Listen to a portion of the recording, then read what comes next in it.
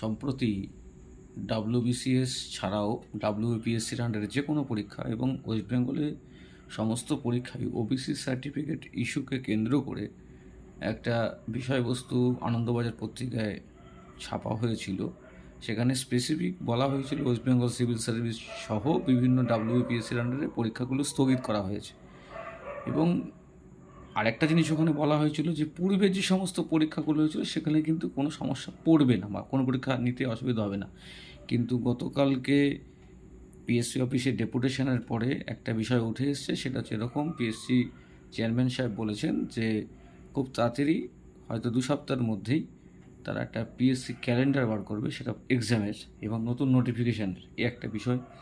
আরেকটা হচ্ছে West Bengal police বোর্ডের থেকে সে একটা ডেপুটেশনে যেটা খবর পাওয়া গেছে যে কলকাতা পুলিশের ডেটও দিয়ে দিয়েছে, মানে মান্থ বলে দিয়েছে সেপ্টেম্বর, এবং ওয়েস্ট বেঙ্গল পুলিশের যে কনস্টেবলের যে বিজ্ঞপ্তিটা বেরিয়েছে তার পরীক্ষা হবে পুজোর পরে। ঠিক আছে, তাহলে মোটামুটি আমরা সকলেই এটা অ্যাওয়ার হয়ে গেলাম যে খুব তাড়াতাড়ি পরীক্ষা হচ্ছে।